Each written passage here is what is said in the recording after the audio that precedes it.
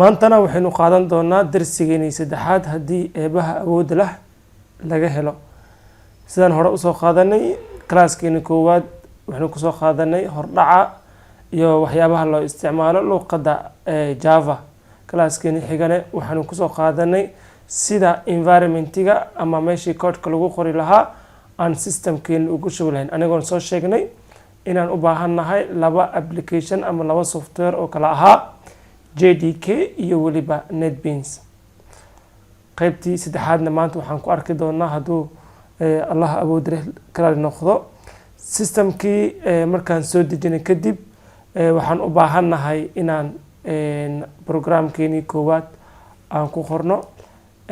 intaan programkeeni koowaad ku qorin ka hor waxaan soo kicin doonaa NetBeanska oo shaashada inoo saaran. double click aad leedahay marka koowaad. markuu soo kaco kadib wuxuu kusoo kacayaa shaashad sidan oo kale ah. kadib si aan u sameyno programkeeni ugu horeeya waxaan u baahannahay inaan program create gareyno. marka koowaad waxaad tegaysaa file, then waxaad dhahaysaa new project, kadib waxaad dooranaysaa maadada Java, kadib waxaad dooranaysaa Java application, kadib waxaad leedahay next. halkan waxaa ku qoran project name, waxaan halkan ku qori doonaa project namekeena aan u baahannahay inaan create gareyno maanta. keeni koowaad waxaan u baxsanaynaa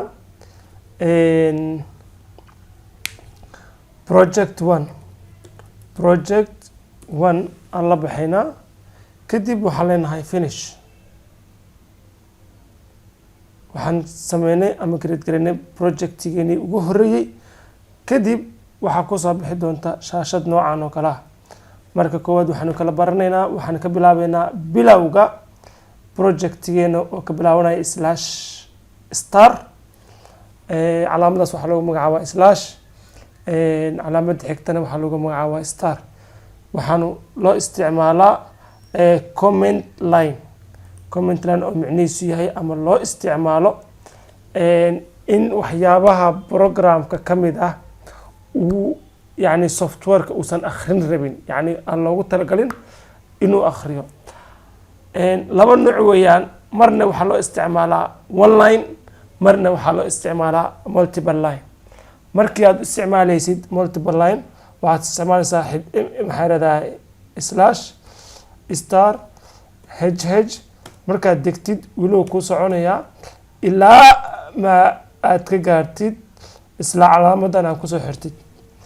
intaan waxaa ka mid ah programkeeni kuma jirto ama ma akhrin doono.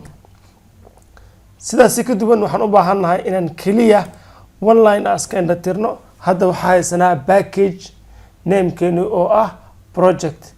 asagana markuu one line yahay waxaa isticmaalaysaa keliya laba calaamad oo isdaba socota.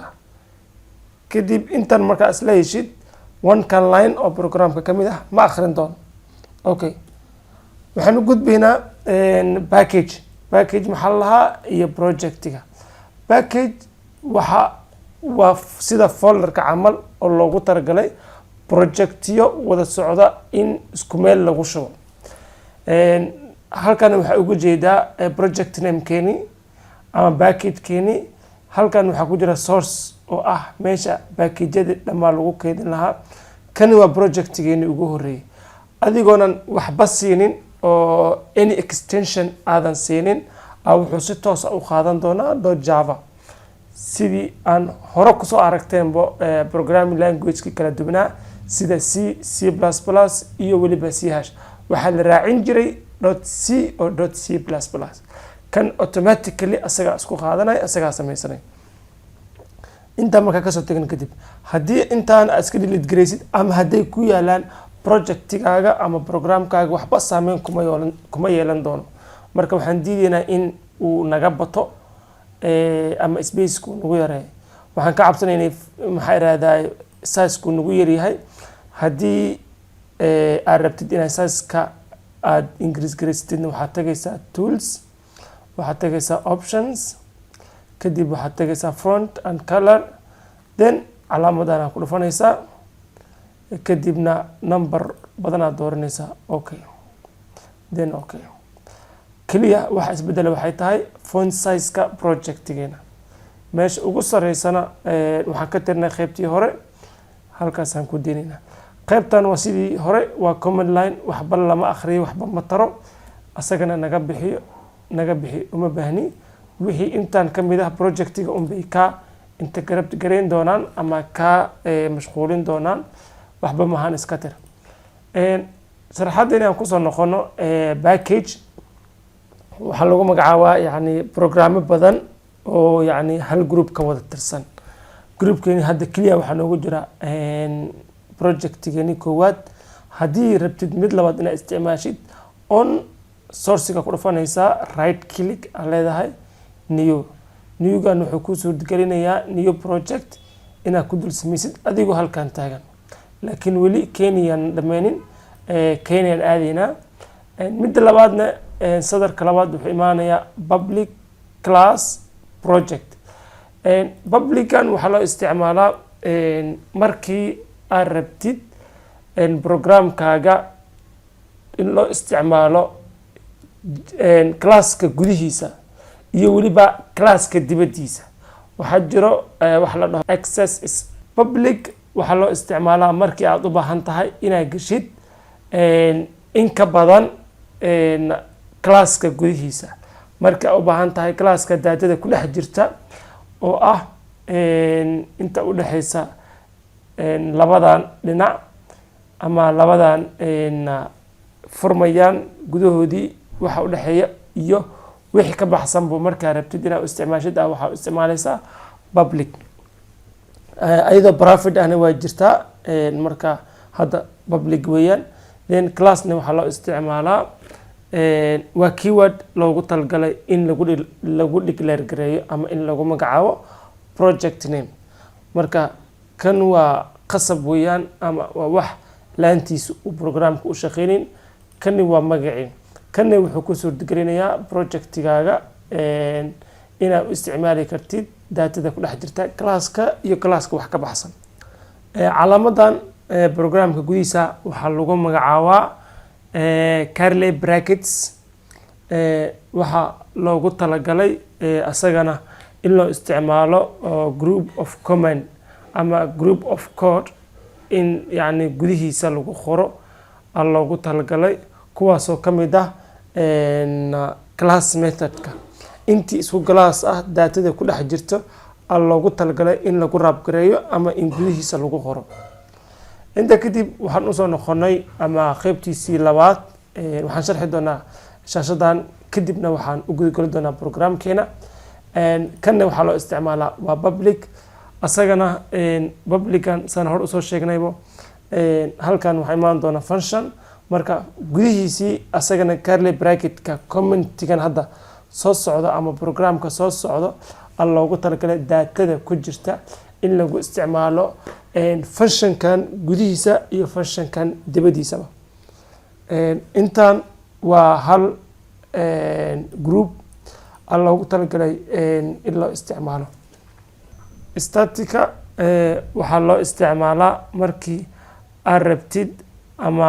aad rabtid inaad access gareysid method waxaa rabta inaad function inaad isticmaashid ama access gareysida u baahan tahay adigoonan create gareynin object markaasaa waxaa loo isticmaalaa static waxaan dareemaya inaad ereyga ila haysaan statica waxaa loo isticmaalaa markii aad rabtid inaad methodna waxaa lahaa markii aan joogna c++ waxaa la dhihi jiray function laakiin markaan joogno in java function waxaa lahaa method marka staticna waxaa loo isticmaalaa markii aad rabtid inaad access gareysid ama isticmaashid method adiga oonan wax object aanan sameyn kadib voidkana keywordka voidna asagana waxaa loo isticmaalaa ama wuxuu adkeeyaa in uusan daatada wax value uusan soo celin waxaan isticmaali jirnay mid oo ahaa functionkii waxaa ku isticmaali jirnay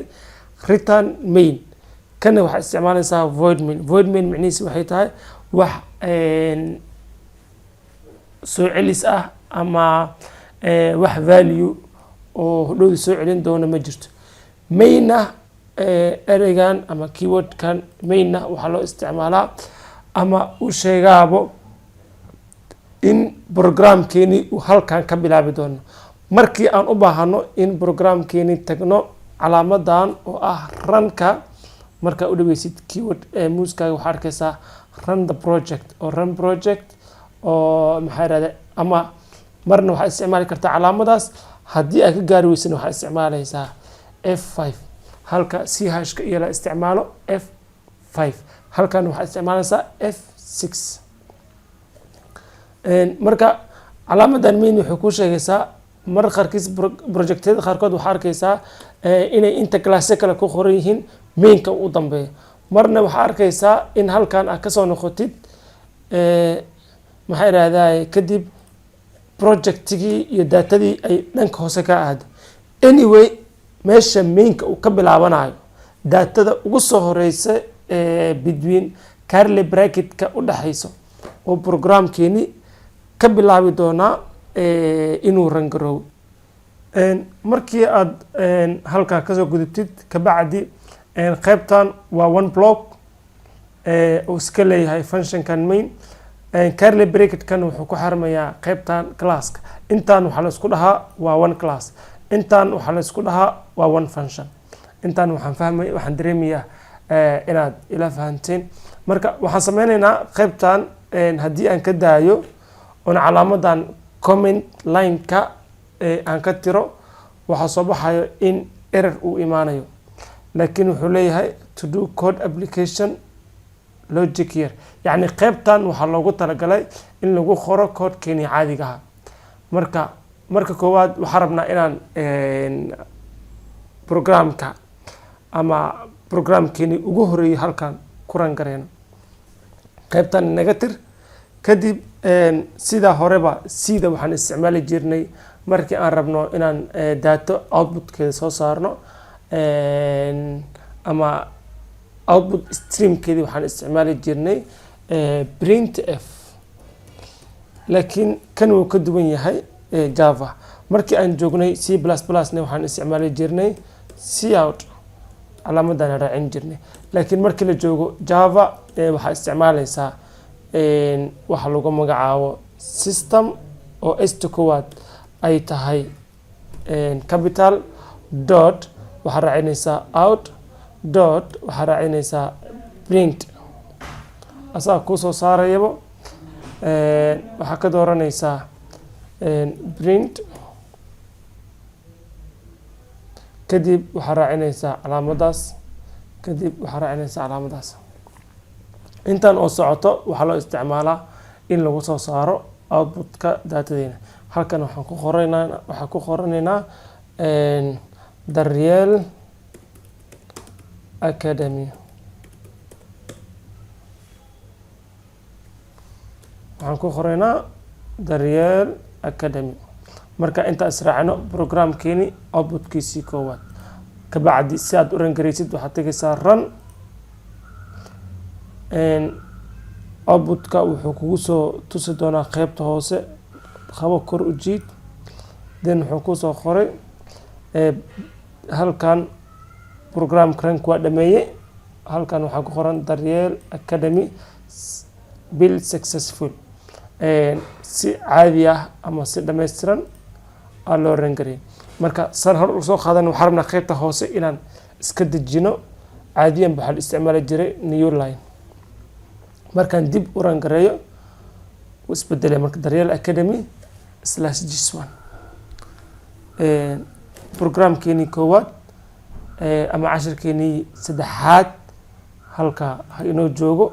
waxaan gudageli doonaa qaybtii labaad ee programkeena. classkan xiga inta aan ku kulmi doono iyo programmada horele waxaan idinkaga tegayaa sida iyo nabadgelyo. wasalaamu ullaahi calaykum waraxmatullaahi wabarakaatuh.